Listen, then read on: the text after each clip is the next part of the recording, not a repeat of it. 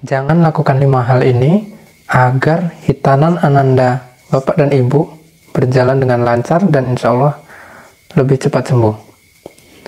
Oke, perkenalkan, nama saya Perawat Agung. Di sini saya akan mencoba sharing tentang hitan yang mudah-mudahan bermanfaat bagi Bapak Ibu yang akan menghitankan anaknya supaya dapat menjadi gambaran bagaimana yang harus dilakukan. Yang pertama, jangan membiarkan anak yang belum hitan untuk melihat atau menonton temannya atau saudaranya yang sedang berhitan. Hal ini hanya akan mengakibatkan si anak terbayang-bayang proses hitan yang dilakukan, kemudian yang ditakutkan anak akan menjadi trauma. Setelah trauma, yang ditakutkan anak juga akan takut dan nggak mau disunat. Jadi bagi ayah bunda yang mempunyai anak yang belum disunat, jangan biarkan anandanya menonton temannya yang lagi disunat. Untuk di tempat kami, biasanya anak-anak yang belum sunat itu memang tidak kami bolehkan untuk menonton anak yang sedang menjalani proses hitan. Oke, kemudian yang kedua. Di sini yang kedua, jangan membohongi anak dengan maksud agar anak tidak takut untuk disunat. Maksudnya gimana? Di sini biasanya yang terjadi, orang tua itu mengatakan bahwa sunat itu tidak ada rasanya sama sekali. Prosesnya sangat sebentar dan mungkin 1-2 hari sudah sembuh. Oke, hal ini mungkin bertujuan agar si anak mau untuk disunat. Tetapi ketika hal tersebut disampaikan, maka di dalam pikiran anak akan terbayang-bayang bahwa sunat itu tidak ada rasanya sama sekali. Nah, ketika si anak disunat, kemudian merasakan beberapa hal yang mungkin kurang nyaman, maka si anak akan merasa dibohongi. Akhirnya si anak akan merasa kecewa dan proses sunat akan biasanya berjalan dengan kurang lancar karena anak merasa dibohongi. Kemudian yang ketiga, jangan membohongi anak dengan tujuan bercanda. Maksudnya bagaimana?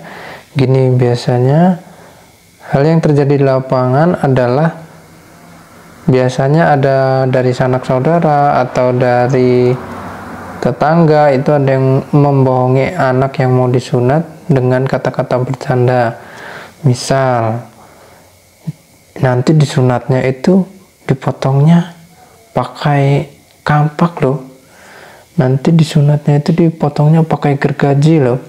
Nah, mungkin apa yang disampaikan oleh orang dewasa ini maksudnya bercanda, tetapi kadang si anak itu berpikirnya bahwa itu hal yang serius. Jadi ada suatu cerita ketika itu ada anak yang pasien kami yang memang sudah mau disunat, itu tiba-tiba si anak nggak mau disunat. Heran kemudian bapaknya, kenapa anak tersebut nggak mau disunat, padahal dari rumah dia udah pengen banget tuh untuk disunat. Kemudian bapaknya merayu, alhamdulillah mau untuk disunat. Nah, setelah sunat, anak nih baru jujur ngaku sama bapaknya bahwa sebelum dia berangkat disunat, sebelum dia berangkat ke tempat kami, itu ternyata ada salah satu saudaranya yang bilang bahwa nanti disunatnya pakai kampak.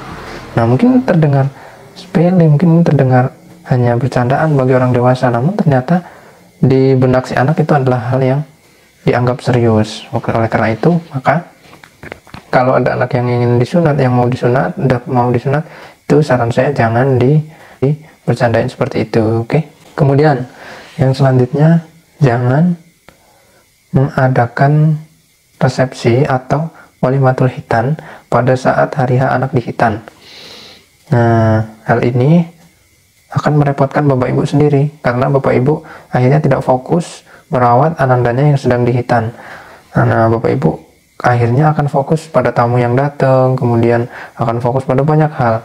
Itu akan mengakibatkan Bapak Ibu akan stres sendiri nantinya. Anak harus diurus karena sudah habis dihitan, kemudian tamu juga harus disambut karena udah lama gak ketemu, segala macam, sanak saudara pada datang. Nah, maka saran saya jika ingin melaksanakan walimatul hitan, sarannya jangan pas hari H saat anak disunat.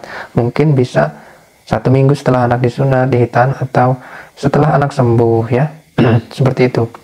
Dan yang perlu diperhatikan selanjutnya yaitu jangan melarang semua makanan. Maksudnya gimana? Biasanya ada nih dari orang tua yang setelah anaknya disunat banyak sekali pantangan makanan yang nggak boleh dimakan.